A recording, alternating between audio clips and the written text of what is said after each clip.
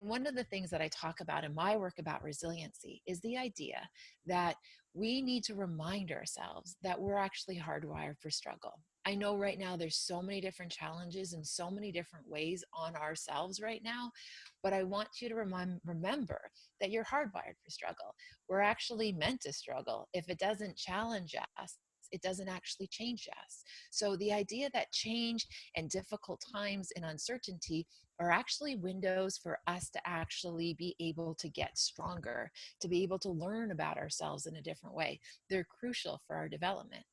And one of the things that I think it's important to differentiate in my work on resiliency, we wanted to know whether or not there was a difference between the person who gives up when bad things happen versus the person who gets up and learns how to persist and move forward.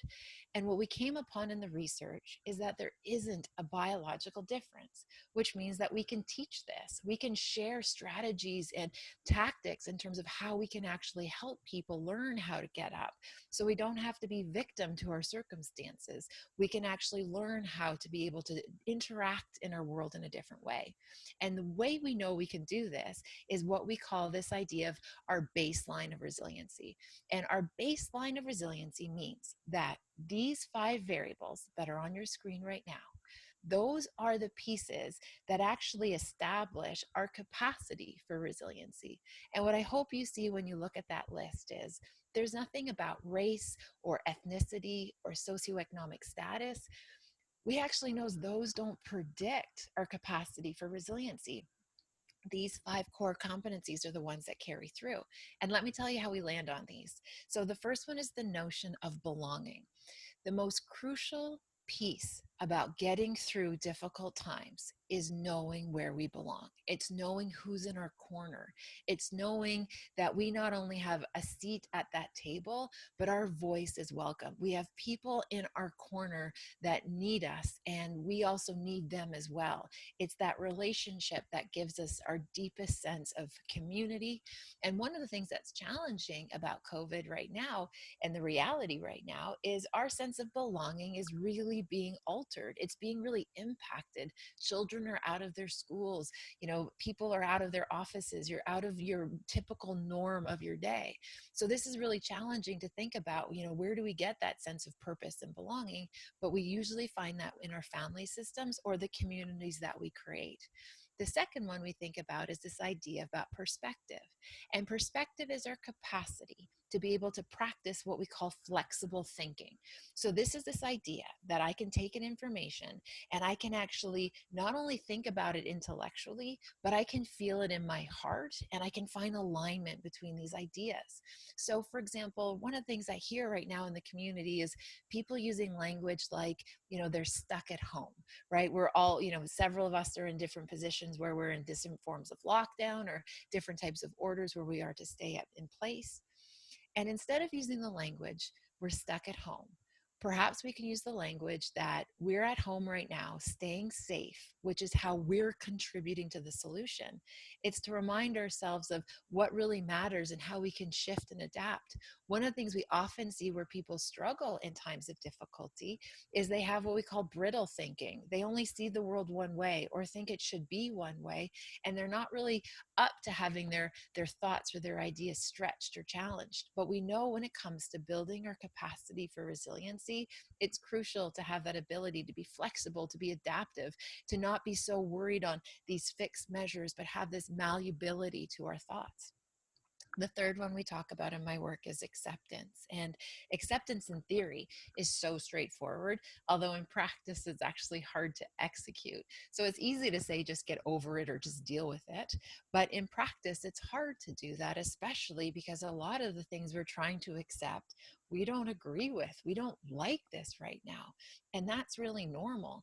I think about how many, each and every one of us, I would suspect, we've had to grieve something in this experience. And for some, it could be, an end of travel plans. For others, it could just be the way that they've done things. I know in our household, we're sad about some ends of basketball season and a gymnastics season and no grade 8 graduations and no G1 licensing. Like there's things every family and every community and every team and every organization is that we're going to be grieving a little bit. And that's okay. It's okay to be disappointed. And the goal with acceptance, though, is to be mindful about what can I accept and control versus what I can't. And what the research says is ultimately the only things that we can actually control are our thoughts and our feelings and our behavior. Those are the things that we can control. And often what we see in my practice is the most common question we get asked is, why is this happening? Why is this happening to me? Why is this happening to my family? And the challenge with why questions is there's really no answer. And it's almost a bit of an echo chamber where those why questions just go around and around your head and your heart, and they never actually go away. But if we can reframe those questions, and instead of getting stuck trying to solve the why is this happening, moving forward in the idea of what is within my control? What can I focus on? Who can I reach out to? Where should I go for help? Who should I be talking to? All of those help move us towards the notion of acceptance. Now, the fourth one we talk about in my work is the importance of hope. And hope is something that we need to lean into right now.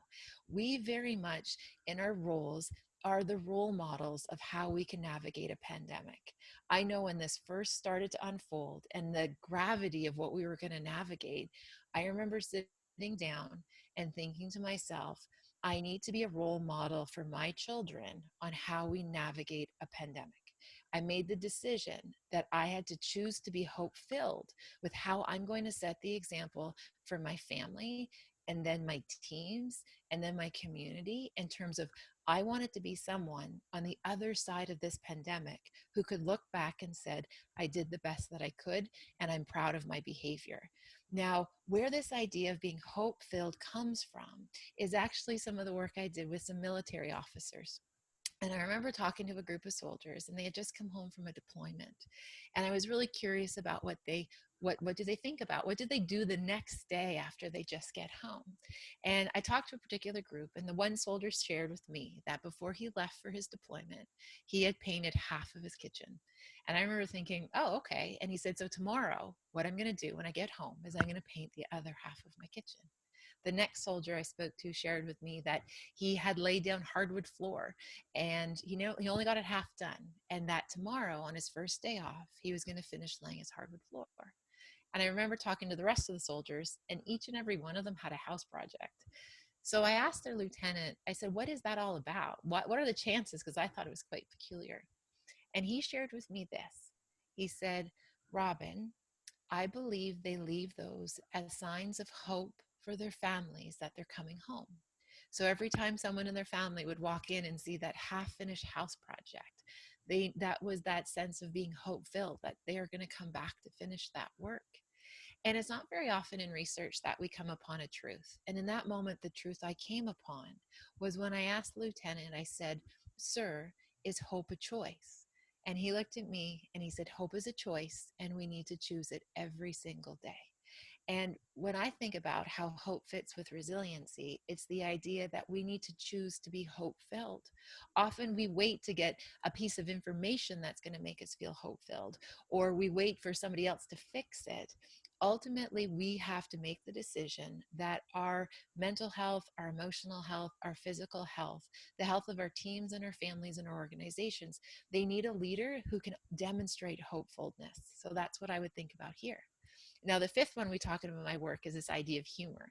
And often humor gets overlooked, but I think it plays a crucial role in building our capacity for resiliency.